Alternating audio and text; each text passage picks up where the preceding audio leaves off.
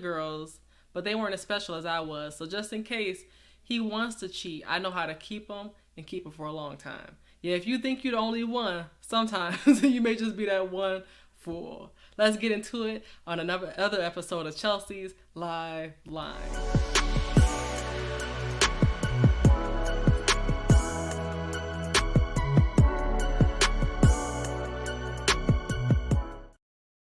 Welcome to another episode of Chelsea's Live Line. I'm so excited to see y'all in the chat. I saw y'all earlier, Janesta and Kojak, the early birds, and I appreciate Aunt Tracy as well. I see you here also. Thank you for being here. Yes, today's episode is called Don't Dismiss How a Man Moves When He Is Single. Yeah, when he is single. And this doesn't just apply to men, y'all. Because we got to pay attention as a man. If you're a man, you have to pay attention to how the women are also moving when they are single, because it can really be a good indicator as to what they're going to do when they get with you. Why are they going to switch off the single card just because you're dating them? Why are they going to get rid of all the women that's on the back burner, all the men that's on the back burner, just because they think you might be the one? That's why you got to really pay attention to this single season, because single, as many people believe it, is just a way to say, hey, I can do whatever I want. You ain't gonna tell me what to do. And that may be true and all, but at the same time, what kind of dignity, what kind of integrity do you have during that single season? Because that really defines who you are as a person when nobody else is looking. We're going to get into this episode tonight. I see y'all in the chat. Shout out to Successful Melanated Dusty, Eric, Dragonfly Jones' cousin, Mona. You already know what time it is. Appreciate her for being here. And also, I want to salute Mona for getting to her 1K. She has been on the grind lately, and I just appreciate her for the content she's creating. So shout out to Mona for being here, and shout out to Janesta as well. Let's get into it with the word of the day, coming from Titus chapter 2, verse 6, which says the following. Similarly, encourage the young men to be self-controlled. Encourage the young men to be self-controlled. I went in on the women last week. Y'all heard me. Where the real women at? I was asking that question. But tonight I want to know, what makes a grown boy versus a grown man? What is that assembly line process looks like that defines what that grown man looks like? Because we can see a man in his shell form and say, okay, that's a man because he's a particular age. But I want to know, what does it take to really transform that man from that boy status to man? And it's not just age, it's about that mentality. So that's why we'll be getting into that in just a bit tonight. All right. Hope y'all excited for this one. But the reason I came up with this episode is because your girl has dated. I'm not currently dating anyone, but I would obviously consider myself to be single because I'm not taken, right? So being single means that you got to deal with the prospects out here. And I know some of y'all married, good for y'all, right? But at this point in time, with me being single, you have to deal with the prospects, and y'all probably had a better prospect list to choose from compared to today. There was one point in time where dating was actually something that would be looked at as something fun to do. Something you didn't dread because you knew that there would be a favorable outcome that would come from that. But today, these streets are for everybody. And they're really not for everybody, because you got to be in these streets maneuvering you got to be maneuvering these streets with clarity. You got to be cognizant of what's going on, because everybody's not dating for the same reason you're dating. I tell people all the time, you have to date for data. And when I say that, I mean that, what is your end goal with this? What are we doing? We talking for all these years and years and years. But what's the outcome? There's so many women who have given up the goods, but they don't know they're really goods. They don't know they're goods. They don't know what their benefits are of being a woman, right? But they give up the goods. They get a temporary benefit from it, engaging in sexual activity with this man. He says, I love you. He says the right things. And then anytime he does something bad, you're basically using your magic eraser to just erase that memory with him, that moment with him. And then tomorrow is a new day and ain't nothing happened yesterday. And I don't think you should be living that way, because it confuses you when you're distracted. It confuses you when you're distracted and you don't know what your purpose, your end goals are. Look, you get wrapped up with a baby if you want to, then this man decides to leave you for whatever reason. It's going to be your responsibility. That's why I tell you, you got to be doing things the right way, the right time, which should be always, in short. It should always be the case where you're thinking about the end goal in mind, not just about how he looks and how fine he is right now. Because that same fine ain't going to be fine down the line. That's why literally when I'm in the process of dating somebody, I go through a whole CSI investigation to a certain extent because you really got to know who these people are. Y'all just say, okay, I see his first and last name. He got a real profile picture. Okay, he's legit. No, because everybody, just because they smiling and they look good doesn't mean that they're not crazy. There's a lot of crazy cuckoos out here that look decent, and you'd be surprised because they're putting on a persona. They're putting on that face for you to fool you, but in the meantime, they planning and plotting against you. Date for data. That's why I'm gonna get into this right now. Dating for data means that literally, you know you coming with your requirements, and your requirements do not waver. And if you don't like the word requirements, instead use the word standards. But whatever you do, stand on it. It should be a solid foundation, okay? It should be a solid foundation, and you shouldn't be switching up the standards. Standard doesn't mean 6 feet. Y'all know that. Standard doesn't mean 6-pack. It doesn't mean 6 figures. Those aren't standards. Those are really just superficial. Superficial. I wouldn't even call them standards. Those are just superficial things that you just say you want, but it's not really what you need. And most of the time today, people are marrying for what they really want instead of what they need. They marry for what somebody look like, and then they get mad when years later them looks ain't keeping them happy still. You have to have the whole package from each individual that you're going with. You got to have the whole package. What I mean by that is the physical, if you're interested in that, the mental, the spiritual. At least there has to be a holistic package, but most of y'all are focusing on that physical aspect, and then you get what you want, which was just good for that moment. You wanted this now, but you know our wants change over time. What once felt good and looked good, it turns into something that you despise, something that you don't even want to look at. Y'all get the new devices. Oh, I want this new tablet. I want this new phone. And look, a couple weeks later, you be like, it's basic to me, right? You get something you be excited for. You have that anxiety for it. You're all excited and ecstatic for that new thing. But once you get it, it becomes an old thing. And now you're looking for something new to replace that old thing. We already know about it. We come up with these Christmas lists, these wish lists, saying, I want this thing. I get it. A couple weeks later, I'm waiting for the next Christmas to replace that. That's what we are. We are in a replaceable society where we really don't appreciate the things that we have because we're always looking for something new. Okay, everything is good while it's new. Everything is good while it's saying I love you. But there's only so many I love you I can do before I have to show you that I really do love you. Dating for data looks for me like the following, right? I've gone on dates before, and what I do is I pay attention to what that person is saying. And I tell you before, I don't ask them questions like, what's your favorite color? I'm tired of asking that. What is that going to do? How is that going to help me find out if you're really marriage material or not? It ain't. So I'm tired of asking people what their favorite color is. I can find out about your hobbies, but I'm tired of these basic questions that we know don't get us anywhere in life. Instead, I'm going to ask them valuable information. How do you get along with your family?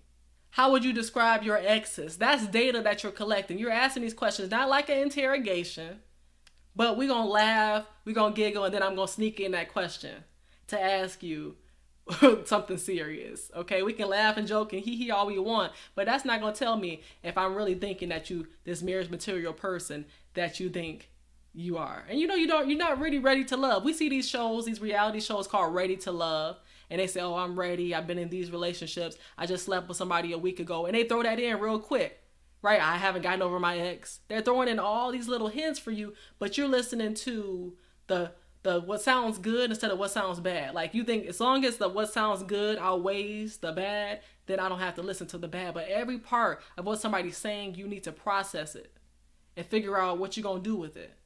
Some people say you see a red flag, you shouldn't run. Okay, you shouldn't run, but I'm telling you, I got to leave. I got to go, and that's just what I'm going to do. Like, I'm not about to be staying trying to figure out how I can help you turn this dark red flag into a dark yellow. I'm not about to help you do that. I ain't got to leave, but I got to go right now. I don't want to leave, but I got to go right now because you're not good for me. You're not good for me, and you know they're not good for you. But you want the attention, you want the connection, you want that bond with that person, and you'll be sadly mistaken when you realize it wasn't worth all the investment that you made into it. So I literally write down that person's name. I give them 3 strikes and they're out early on because I realize that just giving somebody the minimum amount of my time can build that bond, that connection. It's hard for us as women to let go. Men, On the other hand, y'all men let me know in the chat, but men, if a woman do you wrong and disrespects you, because y'all know y'all big on respect, so if a woman disrespects you, you're out. You're not about to second guess it. But for us women, sometimes we have the tendency to overstay what should have been left a long time ago. Chances and chances. I told you we got that magic marker, magic eraser on deck to erase all of the memories. Like we coming in and just forgetting everything that a man has done to us. All right. It's just like run while you can. Seriously, I don't want to leave, but I got to go right now. And what I'm going to do is show you some examples of men that really shouldn't even be in relationships, but they get with women just because of the benefits that woman is providing them. But they're really on the same end. They're still thinking about other women and sleeping with them and think it's okay. And when a man has cheated before you, what makes you think you're going to change that man to not want to cheat on you? What makes you so different, honey? Wife is saying you cheated on her with over 50 women? Maybe 75, but... Okay, so you admit you cheated on your wife with 75 women? It's not like cheating cost me money, so... It is when you're buying them spray tans and jewelry and stuff. Okay, I'm sorry, back up. Let me get this straight. You admit that you cheated on your wife with 75 women? This is between when we first got together when I was 19 and she was 20, first of all. I'm still trying to wrap my head around 75 women. You cheated on your wife with 75 women? In a course of 14 years. It's not Oh, like it was okay, just in so a one few year. every year. Okay. Whew, this is what I'm talking about, right? Where men think it's acceptable. Some of these men, some of these boys think it's acceptable to just be continuously cheating. Talking about, I had a few of them every year, but I still love the woman. I still this and that. Like you said, we've been on cheaters this week. I see, yes, definitely got to continue that because we got to emphasize the fact that it's not okay. It's not acceptable. If you come from toxic love, I don't want to use a toxic word, but if you come from an unstable family where a mother or father never really loved you, showed you affection, how do you know? And where does love come from? Right? You can tell somebody you love them, but if you never experienced love from your family, from that foundation at home, then how can you really know how to give love to that person? And how do you know that that person on the other end is giving you love that you deserve? Sometimes we just operate in lust because love ain't got nothing to do with it. It doesn't. But I've been through some relationships. Well, I'm talking about some like it's a lot. I've been through 2 relationships. Each one was 1 year long, so it ain't that long. But I've gone through enough to be able to know that some stuff you just have to pay attention to early on. And the thing about it is like you can pay attention to stuff all you want, but they could be good at hiding it as well. They could be good at hiding it because that 90-day trial is real. You may think that somebody is one way and they put on this way until finally they tired of acting. They want the Academy Award because they tired of it. So at the same time, just pay attention to that. I want to talk about social media next. I want to talk about social media because that's one thing I pay attention to as it relates to anybody I'm interested in. Just because I've dealt with in the past people who would secretly be on Snapchat and Facebook messaging people, and you have to pay attention to the patterns of folks. You really do. So that's one thing I kind of look through is social media. Social media is really the resume to that man, lady. I'm trying to give y'all a hint tonight. The ladies who are interested in dating a man who's serious, pay attention to who they're following. All right, men may not like this, but pay attention to who they're following because it really paints a picture as to who they are influenced by. Okay? If a man I'm interested in is following a bunch of ratchet women, the Megan Thee Stallions and the Cardi B's, and City Girls, and all these new women today, Lottos and Ice Spice and all that, I'm not about to be even trying to compete with these women. I am not like these women. So for you to want to be interested in me when I'm the total opposite of that woman doesn't make sense. Pay attention to that. I know women who are on the heavy side, but all of the women that they're following is skinny. So make that make sense to me. How are you following all the women that are skinny, but you got a heavy set woman? That don't make sense to me. At least follow women. Like, what is your type? What is your type? So I just really see that a lot of women today I know who are married per se, who men got social media, the social media be painting a totally different picture than what they be saying about these men. These women be putting these men on a pedestal. My man, my man, my man. You can say that all you want, but that internet showing you what he does behind the scenes because you could be by somebody 24/7 and sometimes don't even know what they're doing. Sorry. You don't know what they're doing. And I'm just going to tell it like it is tonight because I know what I see. I was around somebody all the time and still they find ways to want to send messages to women and say different things to them. That's why I'm just really clear on social media. I don't know if it's the social media, I don't know if it's the software engineering in me or what, but I just pay attention to social media because I know I'm not following a bunch of men with their shirt off and all that stuff because I don't want to be doing that when I get in my relationship. Sometimes we have to cut things off before it becomes poisonous for us. You got to cut it off. And some people think single season, I can do what I want. I can sleep with whoever I want. But your name can get around in these streets as well. Don't think that you don't have somebody to report to. That's the thing. Most people think that they don't have to report to God, but God hears and sees all. God hears and sees all. And that's what I'm trying to get back to as the moral of the story, to let y'all know it's bigger than just you. It's about your reputation. It's about God's reputation. It's about the fact that you think you can play with him all you want, but you wondering why you don't have successful relationships over here. You wondering why you got to fake your happiness around other folks because you ain't really happy on the inside. You trying to get your happiness from other folks. It really doesn't work that way. I'm sorry. But if I just, like I said, I go through a social media search and I see what time it is. If that man, let's say he's into tech and he's following tech profiles and he's following things of interest to him, I appreciate that. But a man that's on social media so much, I just deactivated my Facebook because I ain't got time to be wasting hours and hours. I look at my screen time and I see where I'm allocating my time at. And if it's not serving me, then there's no purpose for me to be following these folks. There's no purpose of me to be on Facebook. Facebook take up hours of my time. And I know it's really not worth it because I'm trying to get to the grind. I'm trying to improve myself. Literally, whatever you invest in, wherever your heart is, whatever your treasure is, that's where your heart is. Excuse me. Wherever your treasure is, that's where your heart is. So wherever your time is, that's where your heart is. I'm on Facebook scrolling all day. How can I become better at what I'm trying to do? I'm trying to be a wife, so that means I need to really prepare myself, be around women who are like-minded, be around women who are getting those engagements, who are actual wives, so I can do that. But if I see a man that's spending so much time and I'm looking down, I'm scrolling down Facebook, I see he liking these women posts, liking those women posts. You guys got to figure out what you got to do with your time, because it ain't being on social media all day. So that's why I say if he ain't got a business that's making him money on that social media, then I don't see why he got to be on it 24/7. If he's not a content creator or a business, a CEO, then social media needs to be on the back burner. Seriously.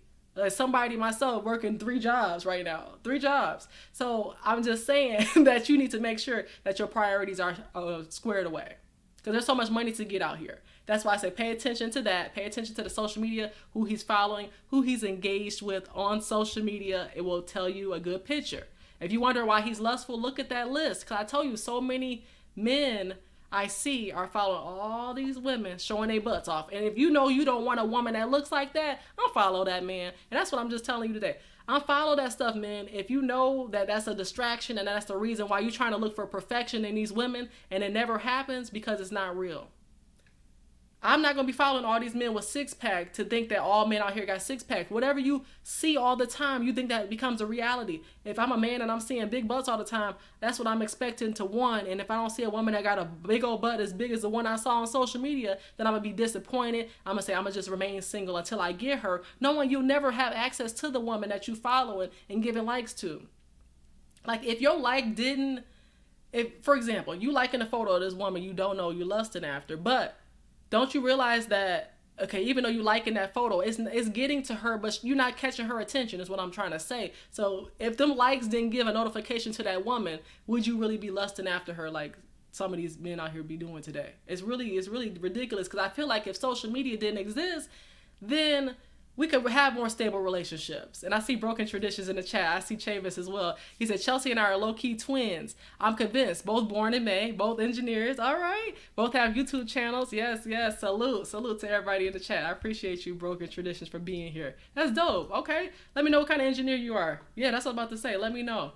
And shout out to BT once again. He said, people love distractions. It's an excuse to not be productive and procrastinate. Shout out to you. I appreciate the love tonight. Thank you. Salute. Yes. And I agree with that. People do love distractions because it's easier to be distracted than to be focused, especially on something that you think is going against the grain on, right? For example, you're supposed to be focused on this one task, but let's say something comes in the way that you like doing. It's like it's a habit of yours already, so you don't want to get out that habit mode. right? You don't want to get out that habit mode to do what you need to do. I agree 100% on that. Yep. So I just say if social media didn't exist, then I think men would have more options to find wives. They'll have more wives to find is one thing. And also they'd be more focused on trying to get a wife. But they hearing different content creators that's telling them to, it's possible, Janessa. Look, that's what I'm telling you. If I can do it, they can do it too. There's no excuse out here to get to the grind. A couple part-time jobs and the main full-time. But still, I make it work a couple hours a week here and there. You got to figure out what you're doing with your time, because I feel like the more engaged I am, the more focused I am on work and whatnot, the more busy, the less I have time to be doing stuff that's really the devil's workshop. Being on social media and looking at these men have their chest out and stuff. And I'm not fazed. When I see it, I'm not fazed because I know what they're trying to do. I know that's the devil that sends these people to be out here doing whatever they want to do and whatnot. But if social media was removed, like I was saying, then that would really allow folks to really focus on their relationship. But again, you got people coming in your DMs, you sending DMs. People are just a second away. All you got to do is press the message and press send, and it goes to somebody across the whole world. That's why social media is so important. Y'all think social media isn't real. I like this girl photo, but she isn't real. I mean, she is real, obviously. But you say social media isn't real, but I feel like liking her photos, you like a few of her photos. She ends up liking a few of yours. Y'all going back and forth, and then what? And then what? Because cheating isn't just the act. It's everything before that. That's what y'all got to understand, in my opinion. And I even stopped watching TV. Shout out to BT once again. He said, I stopped watching TV and put a time limit on my social media. Like, we are twins on BT. Because he said, I put a time limit on my social media. I do the same thing every day. And he said, so I can be more productive. Yes, and it ruined the mindsets of not just women, but not just men, but women too. Like Hustler and Muscular is saying, because women are getting the likes. So just imagine if the men stop liking the stuff. And first of all, before the men stop, but it's not y'all fault that y'all being exposed to it. Because you don't even have to follow these women just to see these women on y'all timelines, right? Good point there. Because if the women stopped being so lustful, the women are like literally, they're doing this for a reason. The devil got them working for real. I talked about it last week. Olivia the slave got distracted on her way to grandmother's house, right? Them whispers. They told y'all, these women are distracted. They're distracted from their purpose. They don't know what they want to do in life. They think OnlyFans is going to fund their whole lifestyle. Yes, I agree with that too, Chavis. Yes, removal of social media will force people to be social again. Yes, literally, even I'm guilty of this, walking into a particular place and looking down on my phone because I don't feel like dealing with folks sometimes. So I agree with that 100%. And Coach Harry, shout out to you. He says social media is a virtual way to get validation that feels real and makes us lazy to make real connections. I agree 100%. We know people, I thank God for YouTube. I really do thank God for YouTube because I made some great connections on here. But I'm saying some of the social media stuff, you got Snapchat, you got TikTok. Look, I haven't been on Snapchat in years, literally years, because it's just very sneaky. When I know I can be able to send a message to somebody and it removes itself as soon as I send it, and I can't get the words out. It removes itself in 24 hours, or as soon as I send a message, it removes itself, and you can save certain messages. For the most part, what you send is deleted. So why am I sending something that needs to be deleted? That's what I need to ask myself before I get on these platforms looking at stuff on Instagram. And shout out to Mrs. G. I need to hit you up. So I appreciate you for being here. She said, Mrs. G says, girl, you up here speaking the truth. Yeah, I try. I'm talking from experience. That's why I can tell y'all this tonight, because that's what I'm talking from. This ain't no imaginary tale. This is the real thing that I have to tell y'all tonight. It's the resume. You have to be the job recruiter. And most of the time, the people aren't even qualified for the jobs that they apply for, right? But you need to pay attention to this person's resume. Because I told y'all, social media is one of the biggest indicators right now in today's age as to what that person's lifestyle is really about. All right? Because if they following these men and women that y'all know are for the world instead of for the word of God, and you're a Christian person, you shouldn't even try to fix that person. You're not Ayanla, and first and foremost, you're not God. So you can't fix that person. It's really up to God to do that. That's why I don't take on projects no more. I'm not doing that. Whether it's part-time or full-time, I'm not signing up for it because it doesn't give you the benefits you want. It leaves you crazy trying to figure out who you are after you have invested so much time in them and you've taken away time from yourself. Okay, when you're investing and pouring into somebody else, you also need to be refueled. And sometimes if that person isn't doing that for you, then there's no reason to be in that relationship. You got to make sure that they coming in whole, you coming in whole.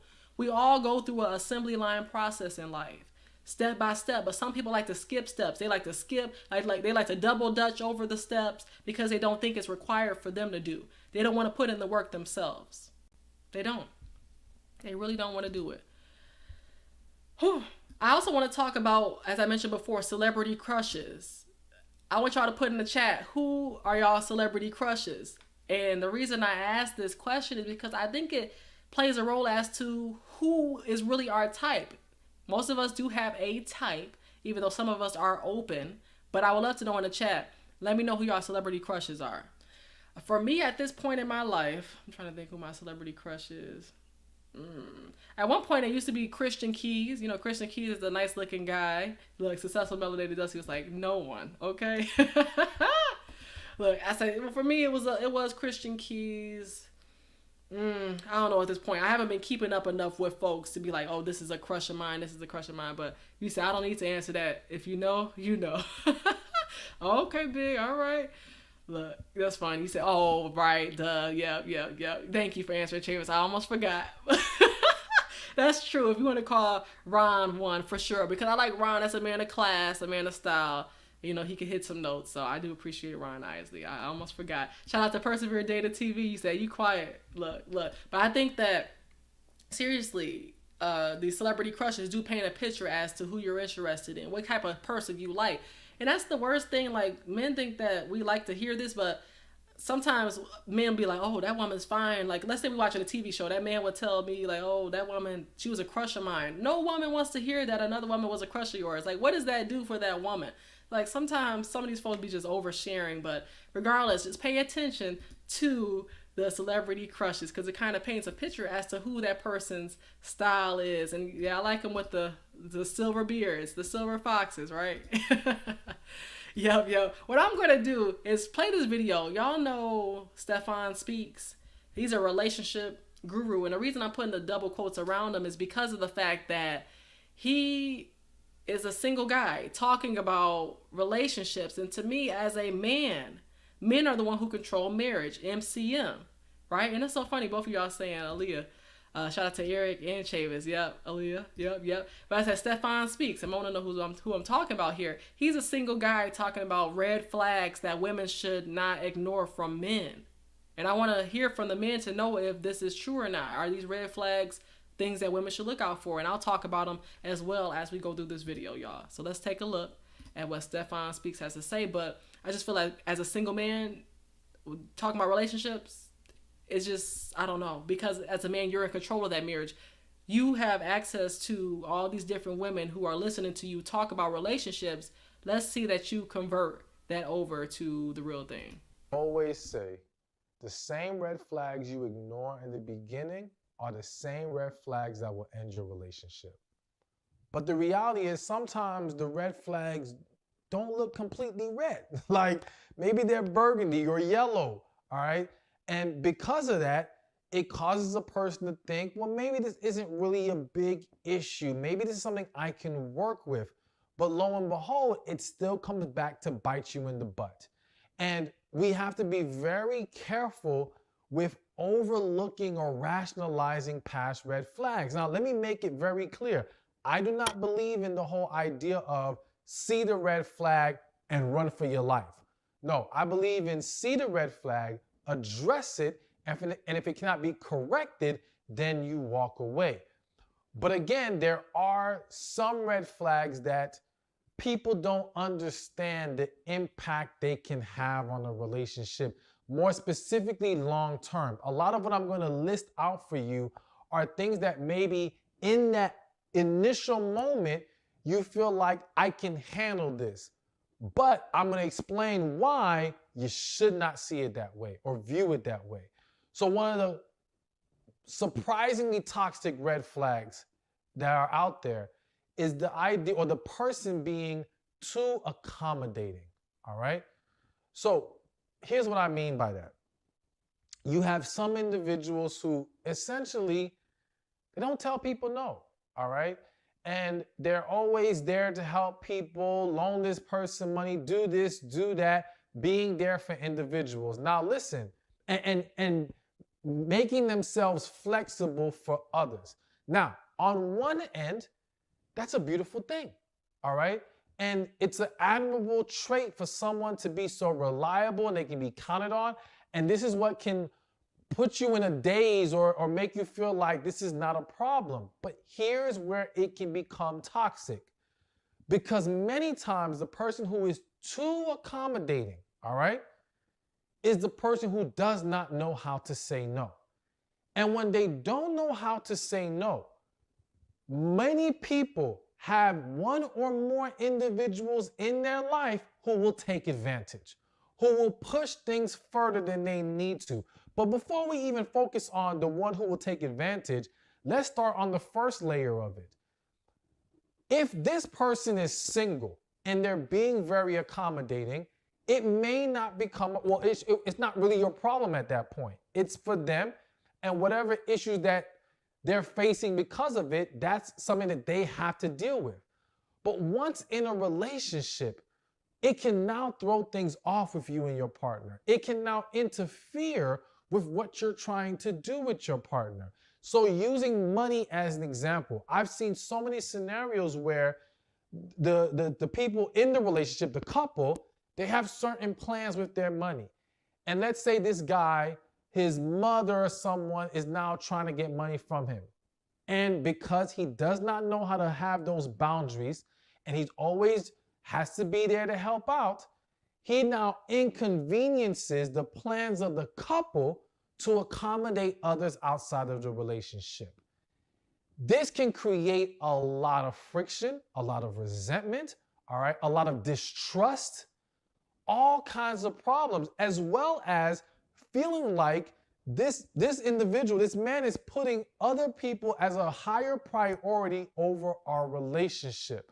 Now, again, the first couple times this happens, you may not understand the depth of this issue, but you've got to ask yourself, does this man know how to say no? Does this man know how to stand up to these individuals? And now when we use the word stand up to people, let's look at the person who will take advantage. And let's just say, I don't want to beat up on mothers, all right? So let's just say he has a brother who's always needing help. And because the brother knows he's always accommodating to him, he will always push those boundaries. He will always try to cross those lines. And if your guy does not know how to push back, it's going to cause a lot of problems. And to go even deeper, if he does not know how to say no, or he is always feels like he has to be there for people, it typically speaks to a deeper issue within that individual, all right? It could be this, I want them to be there for me because I never had people there for me. It comes from a fear or a desire of acceptance, of a desire of wanting to be loved by these individuals.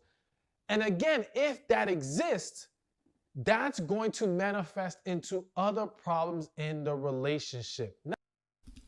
Right. So let me stop right here for sure, because first, y'all think that's a red flag when somebody is always accommodating, always saying yes. I think it is a red flag. I can't even get the words out. We will wave the red flag right there. The reason I say that is because first of all, what woman wants a yes man and one that's always saying yes all the time? I know women do want that, but in reality, it's not healthy. It's not healthy for a man to be telling you, yes, I'll do this, yes, I'll do that, because as soon as he has to say no and it's impossible for him to do it, then you're going to get mad. That's why I tell you, it is best to make sure that that man is not able to do, when he's not able to do something, he says he's not able to do it, instead of acting like he is and then breaking those promises or whatever the case may be. That's not a good look to be just saying yes to any and everybody, because sometimes you ain't going to have it. Sometimes you're not going to be able to loan that money to somebody or do this or do that. And a person, that's anybody with leadership has to learn how to say no, because you're going to be taking on too much than you can bear, more than you can bear. And it's going to turn into a moment where you're just going to explode because you have more than enough and you're not going to be able to maintain what you signed up for. Just saying. Yep, I agree. And one thing that Big was saying is that I don't trust most long talkers who do this dating, relationship, life coach thing unless they're married. I agree with that. That's why I had stopped listening to him. But today I said, let me just look into some red flags for men. And he popped up. So let me just take a look, listen to what he has to say. Because he says the right things. And that's beautiful. Most men are saying the right things. But at the same time, where is the fruit of your labor, sir? Where is the fruit that you are reaping from all that you've sown into being this great man that all these women listen to? I'm going to call it out for what it is, because any woman, and I'm coming back to the main screen for this one, any woman who is still listening to Derek Jackson to this date, get off of this page right now. Get off this video. I don't want to be bothered, because the reason I say that, why are you listening to Derek Jackson? As a matter of fact, I got the answer why. But I asked you, why are you still listening to Derek Jackson, who, that's not right, who we're talking about now, but why are you still listening to Derek Jackson when you know that he has cheated on his wife and he claims to be this relationship guru, and every video that he's talked about is the total opposite? Or really, he was exposing himself. When he was talking about these men and how they were cheaters and this and that, he was talking about himself, but y'all didn't realize it. But now that he's told y'all and he showed y'all over and over again that he is this cheater and that he's really not this man he says he is, not only to his wife, but to the world, what have you decided to do with that information? You have decided to say, hey, he cheated on Danae, but that wasn't me though. He didn't cheat on me, but he really did cheat on you too, sis, because you watching him, you are literally making money for him, especially watching his videos and buying his books, talking about healing. But at the end of the day, look, what's up? This man is going with any and every woman possible, and it's an embarrassment for you to be still following this man. But I say, look, if you let your man talk to you and call you out your name like a D-fool, then of course you will let Derek Jackson and all these different people scam you out your money.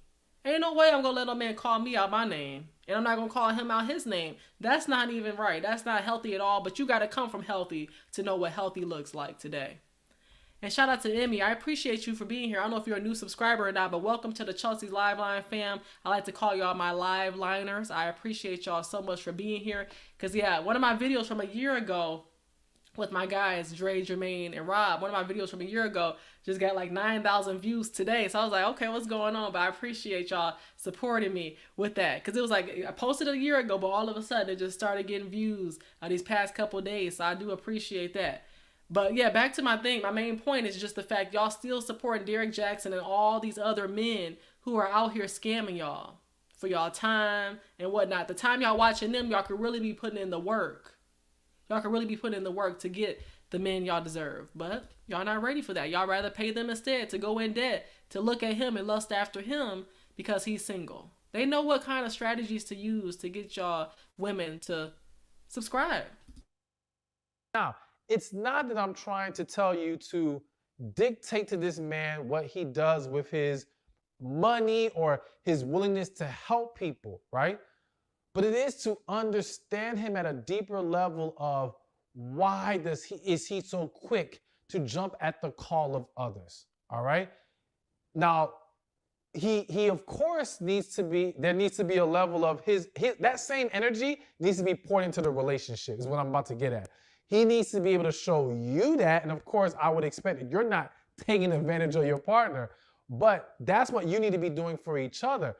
But you've got to talk to him, and this is why we say you address the red flag of understanding, okay, let's even discuss if scenarios that could happen in the future, how would he handle it? So that you understand you have a man that knows how to at least draw the line. Because you may have a scenario where he's an accommodating person because he can be. He has that flexibility. He has no problem doing it. It comes from a genuine place, but he understands when to say no, how to say no, and not let things go too far, all right? So ultimately, keep your eyes open for this. Again, talk about it. And don't talk about it in a way that attacks it or attacks him for it. It's just trying to understand the source of this. And again, will he be able to balance these things in a way that it doesn't interfere with the relationship, all right? That's what you want to focus on in this scenario. All right, so now the second. Because literally it took years and years for him to get to this one. That's the thing that be killing me, is the fact that people be going on and on, right? Just get to the point. This is why, okay, let's continue. Let's continue. Let's listen to this one and hear if this was a red flag as it relates to men. Red flag that can be toxic is the whole, well, you should take me as I am, all right? So I've discussed this in some other videos, and let me just say, a lot of what I'm gonna be laying out in this video can go either way, right? We're gonna focus on the men, how this applies to basically relationship red flags in men, and I'll have a video for the men flipping it around. But anyways, let's get back to this. So this take me as I am mentality. The reason why this can be so toxic, on one side, some may view it as, well, he knows who he is, he's confident who he is, he bends for no one. And that can be viewed in a very good way. However, take me as I am can cross the line of essentially saying, don't expect better from me. Like, do not expect me to evolve. Do not expect me to make necessary adjustments to make this relationship better. Now, some people may say, well, what if he's already that amazing? Listen, I don't care how amazing anyone is. There's always room for growth. There's always room to be better. And if he has a take me as I am mentality, a lot of times that speaks to, or can speak to, an arrogance about the person, that they don't think they need to be better, that they don't think that there's any room for improvement. And so how can you grow with that individual? How are you going to be able to overcome obstacles with someone who doesn't see any wrong in them? An individual has to be humble enough. And I'll say this, you can be confident and still humble. You can be confident in who you are and the quality that you bring to the table, but humble enough to understand we are always evolving as human beings. There's always room for improvement, and at least we can always be open to whatever areas that may need that improvement, because sometimes we have blind spots, all right? And it's not sometimes, it's a lot of the time. Shout out to Mark Cooper. He's on the chat tonight, but he was saying something that caught my attention in one of Theo's chats, where he was saying most of these women today, Weavy Wonder. That's what they call them. Instead of being called Stevie Wonder, us women are being called Weavy Wonder, because we literally get into situations that we know are not good. We look at it, but we're blind to the fact that this is about to be our reality. We don't know how to adjust. We don't know what to do. And we then regret it. And then get mad at all men and put them all in one category and say, I'm just going to divest, like white men ain't cheating on you, like Indian men ain't cheating on you, Mexican, Hispanic, whoever. But y'all just want to put all black men in one category just because you had one bad experience. But you saw the signs. They were literally right here. But you say, I can just go around the sign. I can just go around the sign. And it just popped right back in your face later. That's the part I don't like. And shout out to Daryl Long for being here. I appreciate you. But seriously, I think it is a red flag. When somebody's going to take me as I am, like I have no room for improvement, I don't have nothing I want to work on in a relationship, that's a red flag for sure that you should pay attention to, because most people, I guess, think they've already built up, they've already dealt with all this changing for other people, and they don't want to have to change for you too. Pay attention to that. I think that's important, and that's a good red flag right there. Take me as I am. But I am, on the flip side, going to take that person as they are. Let's say that they don't improve. Let's say that they are staying the same. Am I going to be okay with that? Am I going to be okay with them being like that? I told y'all before, like I said, I'm somebody who doesn't smoke or drink, but I have dated people in the past, somebody who smoked, somebody who drank. But let's say the one who smoked, I already knew he smoked from day one. So obviously I accepted that, but didn't realize that that would be something later on that was just like, how can I be dealing with somebody who smokes every day, but I don't? So it just didn't work out. And then for the second one, that was somebody who claimed they didn't drink, they didn't cuss, they didn't do this, they didn't do that. They held on to it for a long time until they couldn't take it anymore and started drinking, started cussing, and couldn't stop doing it. That's why I tell you, pay attention to things early on. And I said, like Successful Melanated Dusty is saying, That'd be selfish of me to say, hey, I'm about to change this person. I'm about to do this. No, however they came is however I accept them as, because I obviously invested that time into them and said, hey, you are the one for me. I love you, this and that. So that means I love you. That means I love you as you are. That means I love you as you are. I cannot change you at all. I can't do that. And even if you try, that person is going to end up resenting you.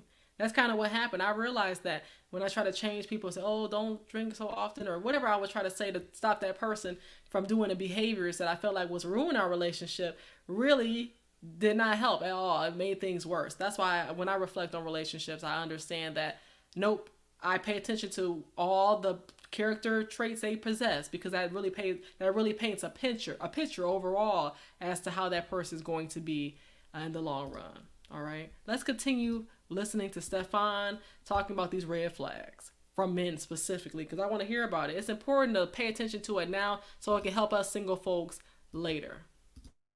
Sometimes there are little things we do not understand and recognize as flaws and issues that are indeed having a negative impact or can have a negative impact. So you want to look for that person to have that level of humbleness to where, okay, I can see where I can be better here. So again, this is an issue that needs to be discussed, because there's gonna come a time in that relationship where things need to be adjusted. That's just the reality of it. And if he has that level of stubbornness, that's going to cause a lot of problems. And I will say this, though I don't deviate, or I'm not changing my position that this is a red flag. But if you as a woman are going to overlook that issue and say, well, I love this man as he is, I actually don't need anything different from him, just know what you're signing up for. Just understand that you got to accept that this is what you're getting. And you can't think, well, he's just saying that now, he'll change later. No, he won't. Like, listen, I've seen marriages 20 years in, relationships 10 years in, and the man is still the same. And his mentality was, well, I gotta change. I've been like this from the beginning. She knew what she was getting. But most people do that. Most people don't come in saying, I'm just going to change for that person. Truly, they don't come in like that. They say, hey, I came into this relationship heavy, so why they want me to lose weight all of a sudden now? They taste buds change. You get what I'm saying? Like, we come into the relationship already. I agree with that. We come into the relationship already like, hey, I'm not going to change. They like me the way I am. And most of the times, we get complacent. Right? Things happen, life be happening and whatnot. And as a result, look, it becomes a mess. But that's what I'm saying. Like, sometimes you do have to take them for who they are. And what I mean by that is the character who they are. Not saying like their current circumstances or anything like that. I'm saying that take them for who they are as a person. The characteristics, the inner workings of that person, because that's not going to change. But that person can grow, hopefully. They have a growing mentality where they'll grow over time, because obviously certain situations will allow for us to do that. But just saying that I don't want him to do this and he does that. No, you cannot change that person. So it's better to say, I'm going to take them as they are, instead of trying to build them up like a Build-A-Bay workshop.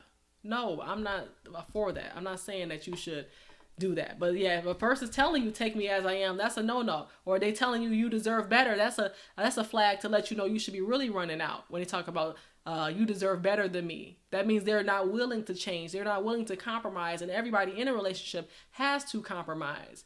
But they have to, they gotta show up and just be themselves, for one, and not try to be some character that they think they are, trying to fit who you are. Most of the times we try to go into relationships trying to be the person that we want to be with, versus just being ourselves. And that's why we get that representative sometimes, for real. So don't fool yourself into thinking these are just words and no one actually stays the same. Some people will. And you've got to be mindful of that. All right, so now on to the third red flag, so that's surprisingly toxic, is when he's too blunt. Y'all let me know if that's a red flag, when he's too blunt. Red flag or no? I need to see some red flags or no's in the chat if that's a red flag. I don't know. Being too blunt? Some women don't want that, but I'd rather you be real with me than to be playing games. All right. So now, let me give this quick disclaimer. Excuse my language, but I'm a recovering. Okay. I used to be that extremely blunt person. So I'm a recovered. Let me say that. I'm not recovering. I've recovered. All right. I've long separated from that side of me. But once upon a time, I was that guy who was extremely blunt. All right.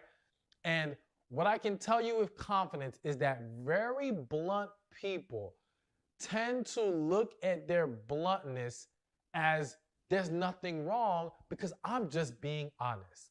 I'm just being real. You know, I'm not, you know, they'll say, I'm not rude, I'm just real. No, you're rude. I was rude, all right? It was rude. And bluntness, again, I'm always gonna give you two sides to this. Bluntness can be viewed in a positive light in the sense that, yes, this person is always very honest. There's no game playing here. They're going to quote unquote keep it real with me. And that can be refreshing, right? But the reason why this can be toxic and really is toxic is because picture this. You're with this man. He's very blunt, all right? And let's just say in the beginning, you like it, you find it attractive, and you even celebrate it to a certain extent. And all is good until the moment comes that something happens that you're sensitive to. And now that bluntness cuts you deeper. That bluntness is not what you needed in that moment. You needed more compassion. You needed more consideration. But this man has been conditioned to thinking there's nothing wrong with being blunt. He has no tact whatsoever. And now, because he does not know how to watch his mouth or be mindful of his delivery in those moments, the hurtful things he says, or because of the way he says it, can now plant seeds of deeper hurt, of insecurity, of just toxic energy in the relationship. So it's very dangerous to make excuses for being blunt. And I say that from both sides. But as a woman who's dealing with this, you got to nip that in the bud from the beginning. We can welcome honesty, but bluntness without filter, bluntness without, not being tactful in the way you deliver the message, that should not be allowed. Because again, if you're going to allow yourself to think, but I'm good with it right now, you got to ask yourself, well, will I be good with it years later, months later, or again, at those times where the situation calls for more sensitivity. And this man has to learn how to speak to you and understand how certain moments call for a different kind of energy right now. Right, as it relates to the bluntness, right, I paused it when he's looking crazy, but regardless of that, when it relates to the bluntness, if you're used to that bluntness, then okay, fine, it's acceptable to you. But if you come from a environment where everybody wants to sugarcoat throw in those little white lies and whatnot, then you may not be able to handle that truth, right? You may not be able to handle that, and that's where y'all could be clashing. I'd rather have the truth than no truth at all. So I'd rather you be blunt with me as long as you be respectful. Blunt shouldn't mean disrespectful. Blunt should just mean I'm getting to the truth. I'm not cutting corners. I'm not doing all that extra stuff to whatever. But I think that at the same time, we should be presentable as we say things to people. It shouldn't be out of disrespect, but it should just be like, this is the truth. Like if a woman asks you how that dress look on her, you say, if a woman asks, and they really don't want the answer, no way, but if a woman asks, you're just going to go ahead and tell the truth. Either way, they're going to be mad. Because, for example, she asked you how that dress look on her, and then you tell her, oh, it looks good. Well, she said, well, I thought it looked bad on me. I don't want to wear it. So then that's one answer. If you tell her it don't look good on her, she said, well, I thought this dress looked cute on me. What you mean it don't look good on me? So either way it goes, that's just a question you really can't even answer. But if you're going to be blunt, then maybe she'll just appreciate it later on and not be asking you questions that she knows she really has the answer to already. This is why I tell you, depending on how you were raised, depending on that village, it all depends on if you can take that bluntness or not. And if you're going to think it's disrespectful, or if you're going to be like, I appreciate the bluntness because I don't want nobody who's cutting corners with me. I want somebody who's 100 with me. And that's what being blunt really is in a certain way. But a lot of people ain't built to take it nowadays. All right. So it's important that that's established and discussed early on. But also, here's the thing.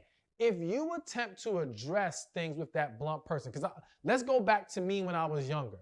If someone would have came to me at that time and said, well, listen, you're too blunt, you have to learn how to talk to me, I'd have been like, I don't care. This is the way I am. This goes back to take me as I am. All right. This goes back to that stubbornness, that arrogance that doesn't allow the man to change and evolve and become better, because they see nothing wrong with the issue. So you do have to understand that in addressing this, yes, if he's unwilling to be mindful of how he talks to you, and forget just talking to you, talks to people, because here's the thing. If he can't control his tongue or master his words with others, he will constantly slip up with you. The issue of being too blunt, and let's just call it what it is, being too rude, all right? It's going to pour over when you don't learn how to get better at it with people in general. So for me, like me getting away from that, I had to learn how to deliver my messages to anyone. It didn't matter if it was friends, associates, people online, whatever. That modified delivery is important. And again, it's not asking people to not be honest and real. It's just asking people to be mindful of how they speak, how they deliver that message. So you've got to address it. And if he's unwilling to fix it, I'm telling you, you don't want to entertain it. And here's what else is also hitting my spirit that I need to mention. What a lot of people who are blunt aren't admitting to themselves is that being blunt is a very selfish act, all right? Again, we validate it by saying, well, I'm just being real, I'm just being honest, that's how I am. But the reality is what we're saying is, I don't want to have to hold myself to a higher standard of how I speak to people. I don't want to have to be mindful of my delivery. I want to be able to say things the way I want to say it, F what anyone else thinks. It's a very selfish, self-centered way of thinking. And in many cases, I'm not going to say all, but in many cases, it stems from a deeper brokenness in the person. Again, I'm speaking as someone who used to be that guy. What I can tell you, I'll be honest with y'all. And I'm not going to say this applies to 100% across the board to everybody. But I can say that when I was my most blunt, it came after being hurt and me literally saying to myself, F the world, I don't care what anybody thinks anymore. I'm going to say what I want, do what I want, and whatever it is, all right? It was from brokenness. And a lot of times people don't want to acknowledge that it almost works in this guarded way. It's hard to explain, but it's a wall up, essentially. It's a wall up, and we're not allowing ourselves to be more vulnerable in a way that allows us to be considerate of people's feelings. Yeah, a lot of times today, feelings, it all depends on how you're raised. I'm just going to keep it that way, because sometimes we don't want to hear that bluntness. Even myself, I don't try to be blunt with folks. I try to be respectful, and I take each person on a case-by-case basis, right? But when I see women that's disrespecting themselves, whether they just throwing their bodies away at anybody and just all over the place, and the community is in shambles, the community is destroyed, and of course I have to be blunt with that because I'll be feeling some type of way because people want to stereotype all women to be one way, and that's when I'm blunt to tell women like, why do y'all have to make black women look bad, right? Those reasons, yes, I'm going to be blunt. When I'm calling out the bull, you have to be blunt. But I agree with you. It's a case by case basis. If some people can't take that, then you're going to have to adjust. You're going to have to compromise. You're going to have to change the way you've been doing things because it doesn't work for everybody that way. Somebody may just let you get a pass to say whatever they want to you when you want to, but everybody's not like that. So you got to be careful who you're talking to. All right? And be mindful of people's feelings. And once we can tap into that, that changes everything. So that's another reason why you don't want to overlook it, because not only does that bluntness turns into something toxic in the relationship, it typically stems from something toxic within that person. All right, so let's keep this going. A fourth red flag that can be surprisingly toxic, and I really want to talk about this one, is someone being overly or selectively frugal. Uh-oh, not the frugal.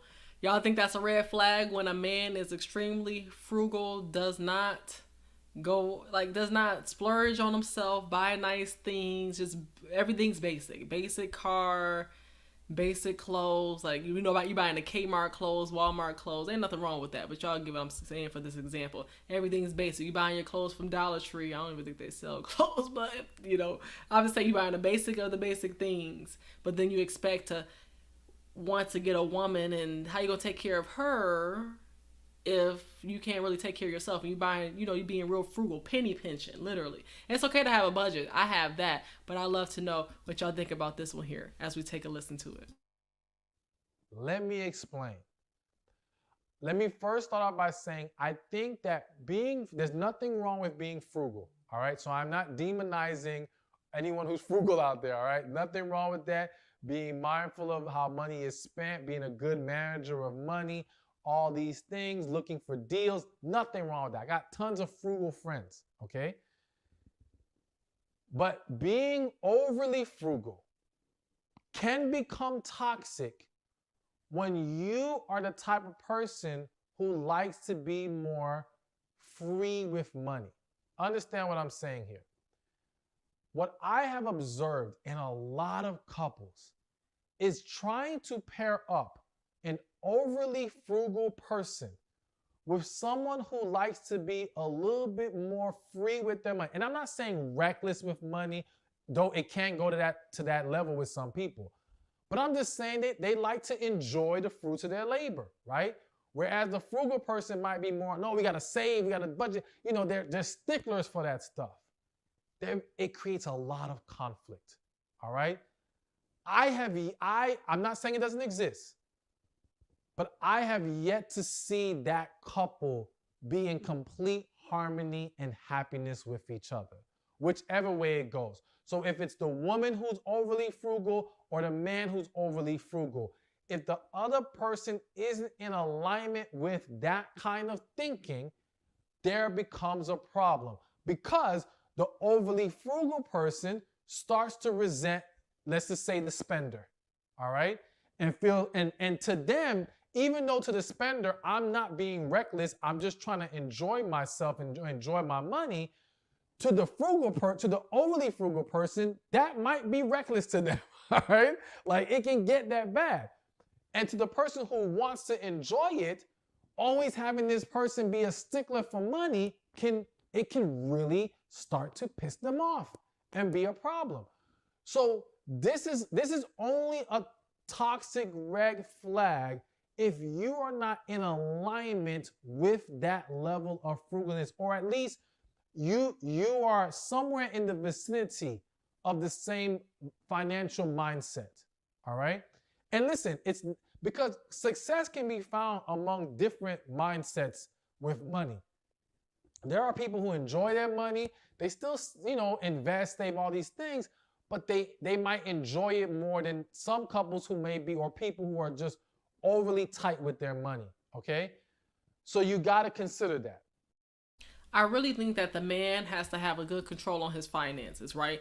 I'm not saying you have to be overly frugal, because I'm not. I have a budget, but I make sure to bend, and I can manipulate my budget based off of my needs for the month. If I want to go to a particular concert, I'm putting that in the budget. I'm not going to say, it all depends on how much that concert costs, of course, but I'm saying you should be able to bend and be able to have options, not just by penny, or we have to do the same routine over and over again. We can't do nothing fun this month. We can't go out to eat this month. We can't do this. We got to stay in the house, eat these TV dinners, do this, do that. All this basic stuff, like Mona was saying. We cooking the roadkill from off the side of the road. We over here hunting, trying to get this food, and cooking lasagna in the dishwasher, y'all. Not the lasagna in the dishwasher, y'all. It's getting to that point. You need to call and get some help.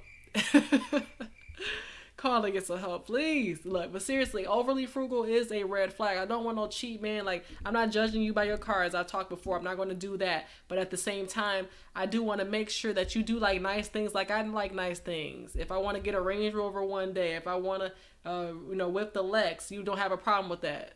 Right? So we got to like nice things together. But I just don't want you to be crazy over your money. For example, you in thousands and thousands of dollars in debt. Like, for example, me. This is why I could talk about this topic. Dated somebody in the past, right? Everything seemed to be good. Talk about they had this credit score. I told them I had my credit score and that, it's in 800s and all this good stuff, right? So I have this high credit score that I have.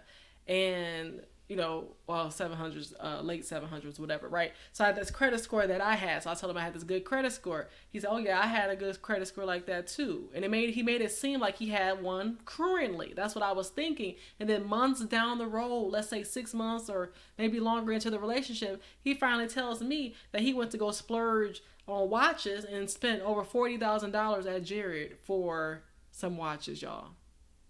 $40,000 of debt that I didn't know about until way into the relationship when I'm invested into it. This is why I tell you, you got to pay attention to the spending habits, people. So overly frugal is a red flag, and one who loves to spend is a red flag. All right? One who loves to spend and spend and spend and doesn't keep track of their finances and that are letting their money control them instead of them controlling their money. That's a problem for me. That's why I tell you, I pay attention to everything. I'm going to need to see the credit score. I'm going to need to, even though credit scores don't matter, but it does matter to a certain extent when we need to make big purchases, such as a house, things of that nature, right? But you just got to make sure. I'm not trying to buy this Louis Vuitton just because everybody else is buying it. That's why I tell you, the rich don't have to buy all this stuff because they are rich. They don't show it. They don't show it through their material items that they have, their material possessions. They showing it in these accounts, in their 401k, their IRAs. Everybody wearing all these different brands. But the question is, who are you? What brand? What's your brand? You get what I'm saying? Walmart, that's a family. All these other different companies, they got legacies behind them. But you don't have no legacy. When you die the next day, they don't forget who you are because you didn't create a legacy for yourself. Instead, you put all these different letters of all these different companies on you, and then you have to wear these different brands to prove that you're somebody who you really are not. That's when somebody just literally just letting the money control them, buying whatever, trying to keep up with the latest trends. Oh, they buying Louis, let me buy Louis, let me flash this like I ain't used to nothing. Get a life and figure out why you got to wear somebody else's brand instead of repping your own. You don't see, like, Jay-Z wears stuff sometimes. The stuff that they're giving Jay-Z is more so something they're donating to him for free. He ain't got to wear all this different flashy jewelry to prove a point to y'all. He ain't got to have thousands and thousands of dollars worth of stuff on his neck. No, he don't. But I'm just telling you, we just living backwards. Okay? So back to his point about the fact that some people are overly frugal, which is the red flag. I don't want to be living I don't want to be living the good times lifestyle. Let me just say that like the way it is. I don't want to be living the good times lifestyle. I want to be living the Jeffersons. We moving on up. Finally got a piece of the pie. But y'all trying to live that good times lifestyle. We got to be struggling. We got to be in the hood forever. No, sorry. If I work hard myself, like I told y'all, juggling different jobs and stuff all at the same time, then there's no reason that I shouldn't have that expectation for the person I'm with. If I got time, you got time too. If not, to figure out where your time is lying, where's your time at? prioritize your time. And I'm gonna get back to this real quick with Stefan Speaks. So that's being overly frugal. But notice I said overly or selectively frugal. So here's another observation I've made that creates a lot of toxic relationships, is where the individual is only frugal when it comes to other people spending money but them. So essentially, they are frugal at the foundation of it in a general sense. But when they really want something themselves, they'll go spend the money on it. But when you want something, oh, it's too much. Oh, why we have to spend this? And what it really boils down to is they don't see the value in what you value. So let's give a little example. I've seen some, and of course, this issue again is more so you're already in a relationship or married to that person. But these are things you can pay attention to even while you're dating somebody. But an example I have is, let's say there's a married couple and the man is the frugal one, all right? And he's saving and they're budgeting, they're doing all this stuff. And then let's just say he's a man who loves to play video games. So when the new PS5, 6, I don't know, I lost count where it's at, right? When the new one comes out, oh, he finds the money for that, all right? He's quick to buy that. He'll drop $500, $1,000 on that, no problem. But then when his wife wants to, maybe it's take a trip, or maybe it's buy this purse, or whatever, it's, oh, we don't have the money. Oh, it's too much. Oh, you're wasting. But it's like, but wait a minute.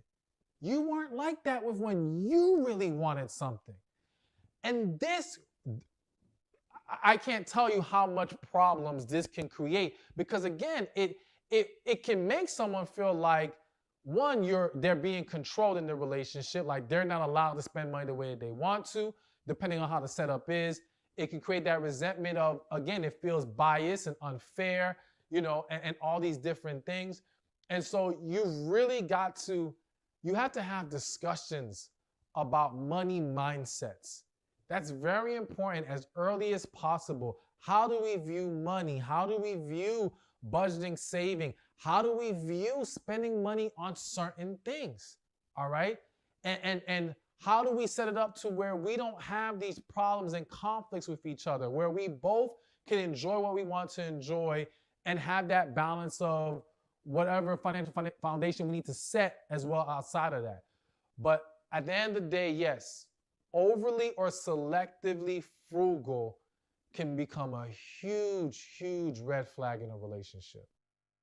Yeah, that's why I think that sometimes it's best to have a balance where one person is the one that's budgeting, the other person is the free spirit per se. That's what I learned when I took the Dave Ramsey course for financial freedom, right? They were just saying that there's usually the one significant other who's just the free spirit that doesn't care about budgets, and then there's the person who does. And I'm that person now who does.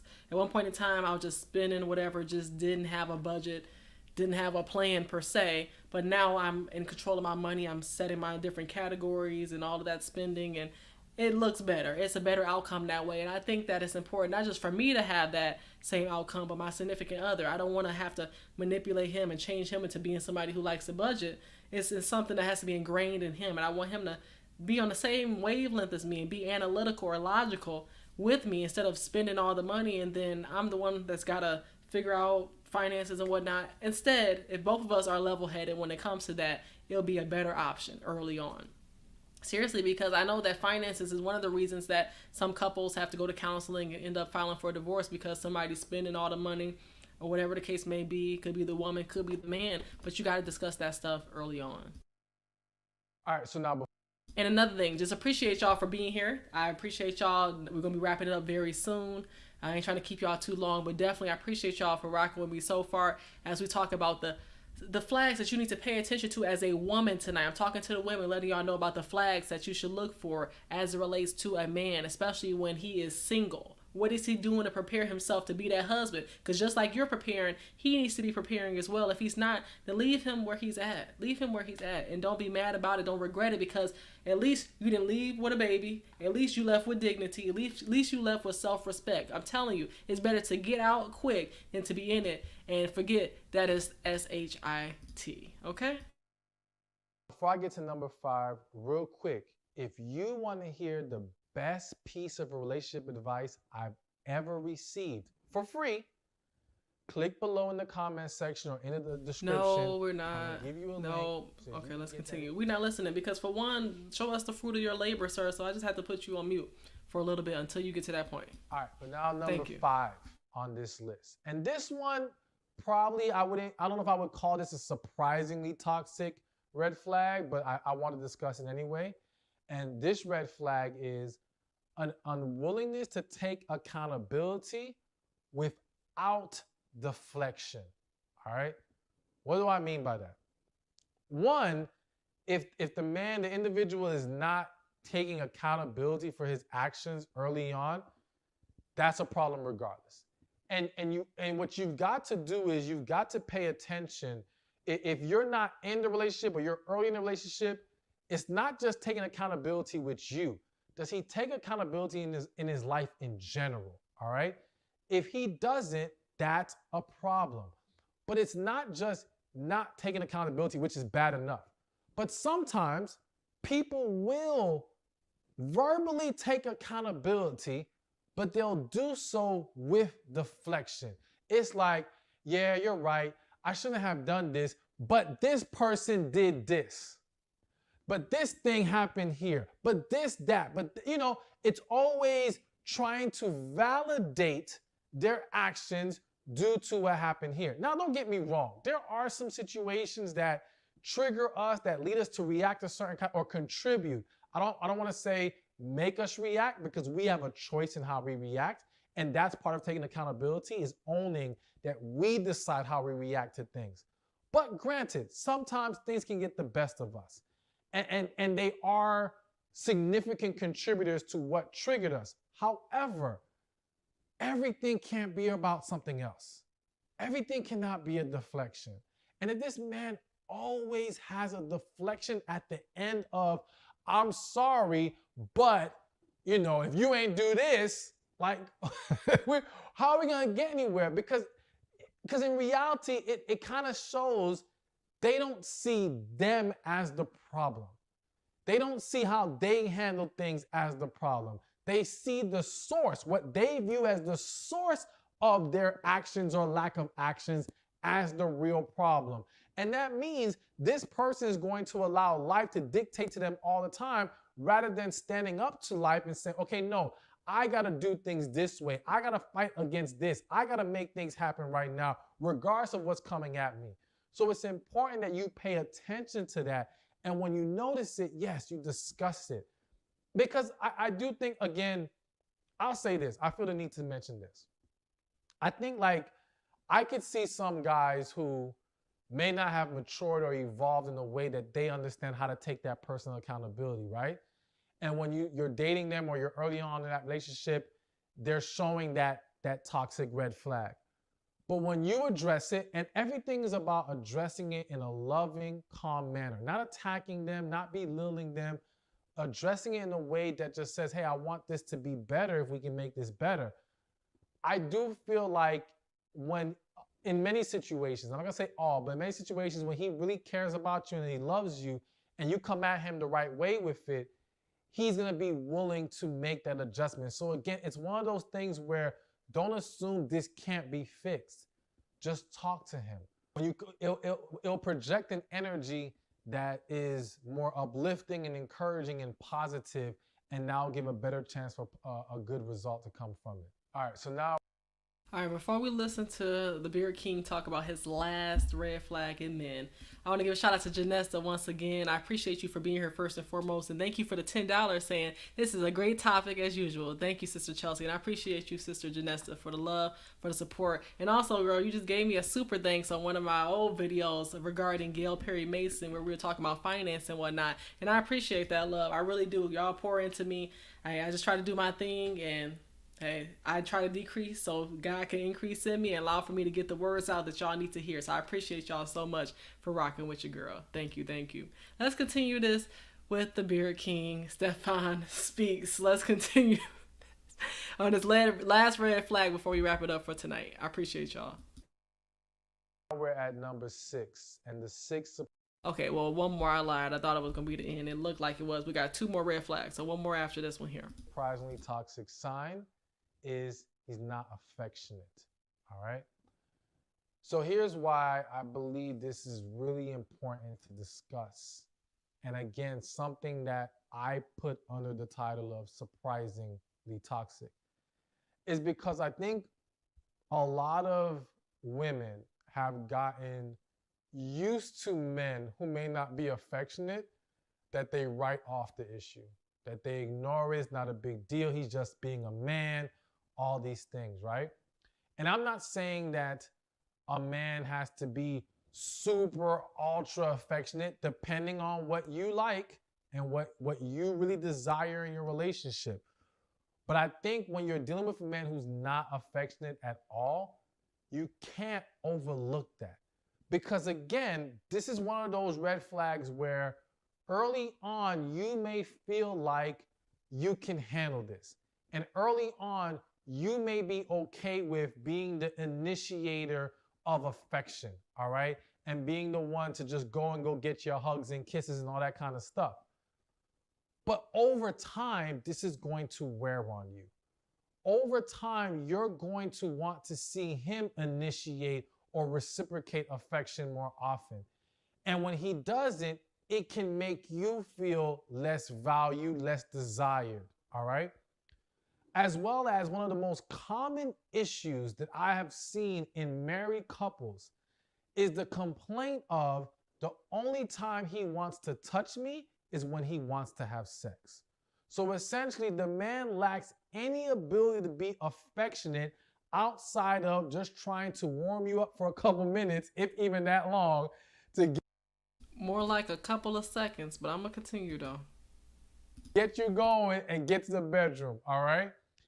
And again, a lot of these women complain because it's like, it makes them feel like that's all he ever wants, that she's just an interchangeable piece as far as who he can lay down with.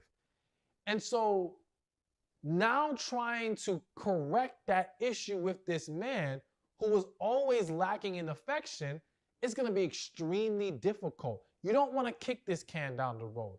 You have to address it early as possible. Also understand this. I'm a firm believer that someone not being affectionate is not really who they are. It speaks to a deeper issue. And this can apply to both men and women, but we're going to talk about men. A lot of times, people struggle to be affectionate is people struggle to be vulnerable. It's people struggle to let someone in very close. It's people struggle with falling deeper for someone. Because listen, there are a lot of men who have been hurt, not just hurt in relationships, even hurt by their own mothers, hurt growing up, family members, whatever the case may be, abandonment issues, you name it. And this can sometimes manifest into struggles with intimacy. Some people, people handle things differently. Some people become very affectionate when they didn't get any affection when they were younger, but many people, possibly even more people, withdraw more. And they still want companionship, but they don't know how to completely go all the way in. Seriously, sometimes we come from broken families. We may not have experienced that. Maybe we got love from our mother, didn't get love from our father. And that's why some women, especially women who have been raised in single parent households, may look for that affection in multiple men. And also some men who have never gotten that affection from their mother was more so out here being for the streets. Then that man, that boy, that young boy on the inside is really craving for a woman's attention and is going to go out here and sleep with all these different women to try to replace the love that he should have gotten from his mother. I've heard it being said where I asked a particular guy, I was like, hey, is this the reason you've gone with these different women because you wanted the love from your mother? He said, yes, it was. I said, it makes sense now because I see that you don't know what love is when you're calling women out their name, disrespecting them, but still expecting to reap benefits from them, have sexual activity with these women. Like some men just tolerate women versus actually wanting to be with them genuinely. It's more so just a tolerate. I got to tolerate her because I'm a man and I want what the woman has, but I don't want to give her the affection she deserves. One, because she hasn't required it. Let's keep it a buck there. One, she hasn't required it. Two, I don't know how to give it because my mother never gave it to me. My father never gave it to my mother, so I don't know what that looks like. Right? And then we hear what other men are saying, oh, the more women you sleep with, the more of a man you'll become. And hearing that, as if you're a man hearing that, that's one of the worst things you could ever hear, because it's the total opposite. That's the less of yourself. The more you sleep with all these different women, the less you really know yourself, man. That's what I'm trying to let y'all know, is that, first of all, it's not a flex, because I'm not trying to be that woman that's been with a man with a bunch of history. Because for one, you're not going to know how much history a person has anyway, because most of the time they're lying about it. But I don't want to be with that man who's been with all these different women. That's not attractive to me. It's really a turn off. I know some women love that from men when they have a lot of history, a lot of experience, you want to call it. But at the end of the day, he can have so much experience that he may not be able to do anything with you because he's been used, overused, and abused. Okay? So I don't fall for that. Well, man, he slept with all these different women. He had all these different girls. That's not a turn on for me. It's more so when a man knows that, hey, he has something valuable too, and that he should be able to have some self-discipline, like Titus chapter 2, verse 6 was saying. Encourage the young men to be self-controlled. I want a man who's self-controlled because I'm a woman who's self-controlled. I'm not the real definition of single. You get what I'm saying? I'm the word's definition of single, not the world's definition of single. And it's a big difference in society, and that's the reason why I don't just go with any and everything. That's the reason why your girl is still single, and it's been a year or whatever, over a year, but at the same time, I'm not trying to rush into something because y'all don't know what relationships are all about. Y'all don't know about covenants. Y'all don't know about what covenants really mean. Y'all are fornicating out here. Y'all doing all different type of stuff. Y'all lusting on social media. I can't be with it. So until I find somebody who I know God really sent, because just because somebody comes your way doesn't mean God delivered him yourself. It could have been UPS instead of God. You know what I'm saying? It needs to be GPS instead of UPS and USPS and FedEx and all these other senders. Make sure the carrier is from God himself. Make sure it's from him and not somebody else. And that's why I'm taking my time and doing things right, because I know that I'm not in a rush to marry wrong. I'd rather be single long than to marry wrong in these situations, because some of these people are tolerating so much just to say, I got a man, I got a woman. It ain't worth it. My dignity, my respect, I got headaches every day. I don't know who I am. I don't know who I married. I married somebody for the moment because everybody was pressuring me because time is a wasting and you got to hurry up and get married. Clock is ticking. Well, the clock is ticking. As long as it's in present tense that it is ticking, then I'm going to make sure to take my time and do things the right way. Ain't no rush over here. Rush for what? And then be mad that I try to rush into something because somebody forced me to get into something I really didn't want to do. I'm just saying. That's why you have to really practice self-control nowadays. Practice self-control. I am so self-controlled. I'm so thankful for that. I'm so really thankful for God carrying me along the way and just getting me out of fornicating and other things that were stopping me from the success that he had for me, the blessings he had. As soon as I let go of what wasn't for me, that's when I've been getting blessed with just the blessings he's been pouring onto me. So thank you, Lord, for that. I really appreciate that. And I want to give a shout out to Eric. I'm sorry, I was talking to Chavis, but I want to give a shout out to Eric for the $10 super sticker. I appreciate you. I'm going to look in this chat here to see what it was because I can't see it on here. Yeah, but I see that. Okay, cool. It looks cool with the shades on. All right, thank you so much for the super chat. I appreciate you. Or super sticker, should I say. Thank you. Yes, that UPS could also mean ungodly and personally sent. Ooh, Chavis cooking. He is cooking tonight. Let me clap on that. Wow. Ungodly and personally sent by Satan himself. Satan himself, okay? And then also gracious greatness with the FedEx, Federal Ex-Con. We ain't gonna get into that tonight, because that's why I tell you, these women thinking that they could find a bae in a cell and sending them money and writing them letters and all that like a pen pal. It ain't worth it. It ain't worth it. I'm just saying, love yourself first instead of trying to beg for any man's attention. What does that get you in the long run? I'm going to get back to him as he talk about this last red flag so we can wrap up for tonight. I appreciate y'all. And so it's important that, again, you address the issue, talk about it. But even if they say, yeah, it's just not who I am, I struggle with it, you've got to be able to say, listen, I need affection in the relationship. I'm going to need it later on down the road. So can we work on this? And if they're unwilling to even work on it, that's when you walk away. That's when you accept that this is just not going to go anywhere, because you will not be happy in the long run without this. You got to be real with yourself about what's important to you and what you need in a relationship, and make no excuses for it. All right, so before he gets into this last one thing I mentioned as he talked about the red flag was the fact that women are giving so much affection and they may not be getting that from their man. I have noticed that a lot, where I've seen women who will put videos up. It's the worst thing. It's so embarrassing and it's cringeworthy, where I see a woman who has a selfie. She's recording something to put on social media, and the man ain't even paying attention to her while she's recording. That's embarrassing. Why are you recording this man with you? He's not even paying attention to you record. That's embarrassing as one. And then two, I see so many women who are, they kissing all on their man, and they taking all the selfies at all the events. I'm not going to be that girl anymore. The girl who is taking pictures, we taking selfies at every event, every time we go out and this and that. Let's see if that man keeps some of that energy as well. Let's see if he can pick up his phone and take pictures of the moments, if he really wants to capture them. Why am I our personal photographer, where I'm taking the pictures on every single day? We taking the selfies on my phone. How about he invest some of that to let me know that he's proud to be with me as well? I just think certain things need to be reciprocated, especially as it relates to the interest that we have in one another. All right. But I see the women, they posted the men, we Instagram ready. They posted on Instagram, but the man is on his phone.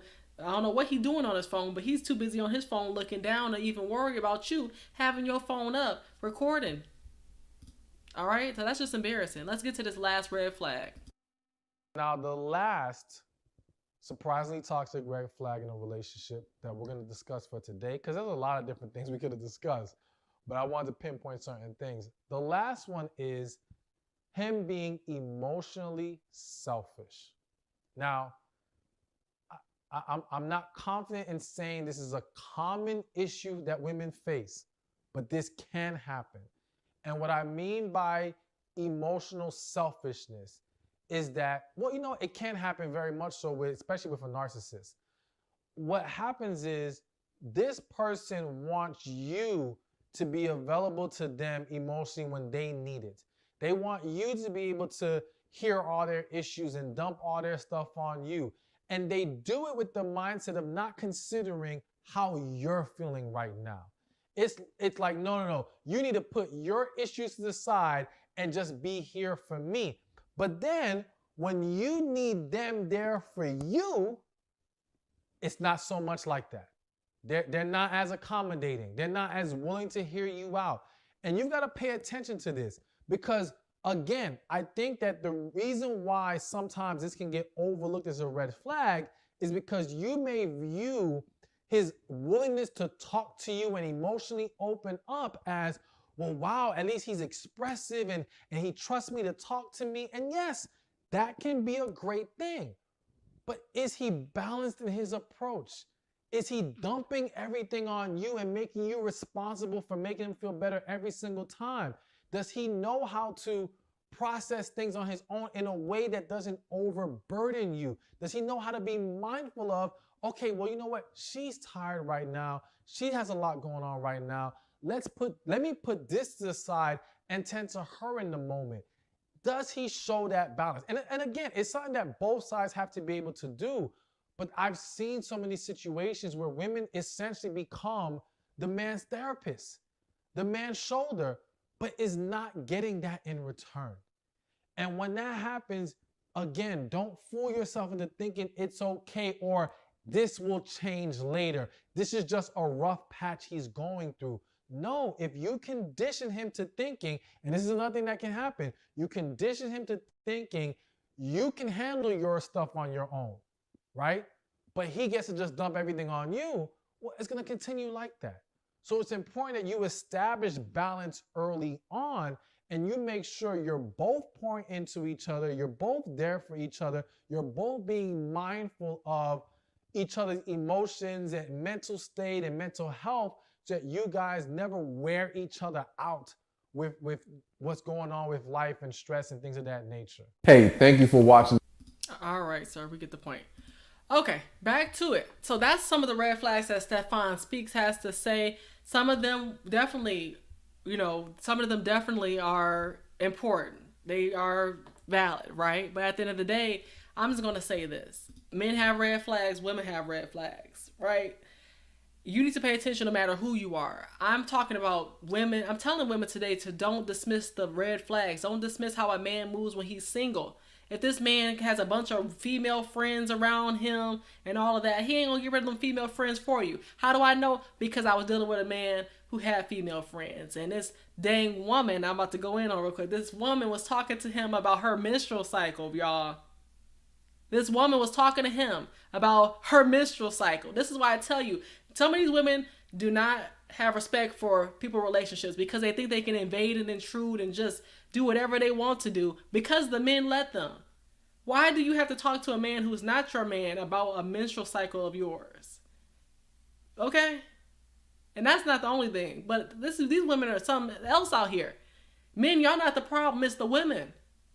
It's the women. Put these women in their place. And what I mean by that is that there's no reason for anybody to get in between any relationship if you have the boundaries set. If the boundaries are set, you're not going to let anybody come in between. But for the fact that these women just think they can say whatever they want to these men and do whatever, you have to have the boundaries set. You have to pay attention to this. You have to pay attention to the dynamics of their relationships. If every single one of their exes is now their friend, no, don't be bothered with that. My exes are not my friends. Okay? My exes are not my friends, to say the least. That's the nicest thing I can say. And it's not even worth it. So pay attention to that. Oh, we all cool, we cool. We all couldn't be cool enough in the relationship to make it work. And then it's another thing. When this person you're dating, let's say they have baby mothers, right? I'm talking to the ladies tonight. If this man has baby mothers and these women are some ratchet looking women, they don't look nothing like you, they don't carry themselves with class or nothing like that, pay attention and don't just brush it off. No, that's the caliber of women he likes. He decided to sleep with this woman and say, I want to produce a baby with you. I want to produce another one of you into this world. Because that's what you're saying when you decide to plan to be with a woman and you decide to have sexual contact with this woman. You plan to create another one of her. That's what you're doing when you're sleeping with these women unprotected, whether you believe it or not. Therefore, if he got ghetto baby mamas, that's what he likes. And you can't change with his taste buds.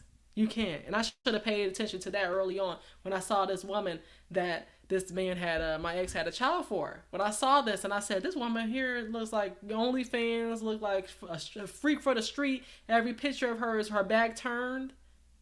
I should have paid attention to that. But I didn't, thinking that, oh, whatever, that was whenever. No, pay attention to all these signs. Pay attention to who he's following. I'm just recapping now. Pay attention to who he's following on social media. I'm telling you. If he following all these women bikini models, he following all these fitness models, but he ain't in the gym, then tell me why that makes sense for him to follow all these women who are bikini models and in the gym, but he ain't stepped in the gym in months.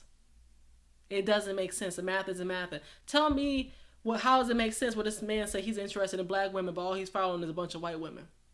The math ain't mathing there either. So that's why I tell you, it paints a really good picture. Somebody could tell you they're into these things and these things, right? But then you look at their social media and they're following somebody totally different. They say they're a Christian person, but they following all these the latest rap people and all that. That's a no-no. Just, it has to add up. And I think that's the biggest way to be able to see what type of character this person has based off of who they're following. And based off of what they spend their time invested in. All these different reality shows, if they're watching all these shows, but they don't have time to pick up a book, don't have time to pray, don't have time to knock off things off their to-do list. They say, oh, I'll put it off for tomorrow. If they're one of those type of people, their priorities aren't straight and they're not going to lead you anywhere because they don't have their life in order, ladies. They don't have their life in order, so they can't lead you anywhere. I'm just trying to give y'all hints. I'm just trying to let y'all know today that if you want to really get a decent man, check the resume, which is the social media today. That's the equivalent. Like, you are a job recruiter, because literally picking a partner is one of the most important decisions you can ever make in your life. That's why I tell you, date for data. Write down the green flags, write down the red. Okay? Write down the green and write down the red. And I pray that the green outweighs the red. It's like a scale. It's going to tip one way or the other. It's going to be a turning point, and you have to make sure that he's going to lead you towards that successful relationship and marriage that you want. But if you literally are a weavy wonder, you're going to be left wondering why you decided to say I do to somebody that you don't want to be bothered with no more. It's a difference between grown boy and grown man mentality. There's a big difference. A grown man is on his grind, so I salute. I salute all the grown men in the chat right now who are on their grind, who are trying to set their plays up right now so that they can be successful later on. They grind it right now to be able to relax later and to spend time with their family, because it's the worst thing in the world, ladies, to have a man that's working all the time because you want this high figure, high value man, but he don't have enough time to even spend with you because he's too busy working all the time. But you say you want that lifestyle though. And if you also want that high value lifestyle, you also have to deal with sometimes another woman into the picture. Are you okay with that? And if you're okay with that, then that's fine. But if you're not, then you're going to have to make sure that you really reevaluate these standards and figure out what you really need and what you just really want. Because sometimes what we want ain't really what we need. But that's just how it is in life. I told y'all before, now and later, look at the bigger picture of things. Look at the bigger picture of things. But nah, when he's looking fine, this and that, we don't want to pay attention to that. We are so blind just because a man is fine. I'm over that phase. I'm over about what looks good. I'm not looking for the greatest. I'm not looking for the most good looking guy in the cookie jar. I'm not looking for that. That's not my goal at this time. I want somebody decent enough I can be able to procreate with, of course. Of course, I'm not trying to be like regretting marrying this person. No, but I'm not saying I'm looking for 10s. I'm not looking for 8s, 9s, or 10s. I'm looking for somebody who look good to me and that will treat me right first and foremost, that loves God. I'm not saying has to go to church all the time, but I have my little list. I'll say that I have a list. And the reason I have a list is just so I won't forget. When that man starts talking that good lingo, I won't forget that I have this list, and that's my foundation to help me figure out if this guy is really for me or not. Because we do get blinded, we get distracted from the purpose. And I'm telling you, it's better to have that list of things you need so you won't waver. I'm telling you, because it's a setup sometimes when a guy is talking that sweet talk to you, it becomes a filter over your focus. It's like that screen over your door. You can't even see out good. You can't see clearly now, because the lust is there. But when the lust is gone, you can see clearly now. You can focus on your grind, and you can understand if that man is really worth your time. But I just appreciate y'all so much. I just know that the foundation is set at home. Y'all already know my 5 F's: family, faith, finances, friends, and future. In no particular order, but ladies, pay attention to those 5. The faith, the family, the friends, the finances, the future. That's just what I'm going to say. And then if you pay attention to those 5, then maybe you can get the one 5 the one F that matters, which is the fiance. That's what you want to get. Focus on those 5 F's. But nonetheless, I appreciate y'all so much. I shout out all the people who showed me love today in the chat. I saw Auntie Carolyn here, Aunt Tracy, Mona, Janesta, Kojak was here earlier, BT, aka Broken Traditions, Eric, who else did I forget? Team Peterson, of course, Gracious Greatness, Del Day, Chavis, all my people, Big Smooth, Jarena, who else am I forgetting? Fighter Complex, Successful Melanated Dusty. I want to go through my whole list tonight and just thank y'all so much. I saw Harrison Family Values in the chat. I think that's it. I said Eric Jordan already. I think I didn't forget nobody. But if I did, don't charge it to my heart. Charge it to my head, y'all. But I appreciate y'all so much for rocking with your girl. God willing, I'll be back next week for another episode. But until then, stay safe, stay blessed, and just know you can't dismiss how anybody moves when they are single. Peace.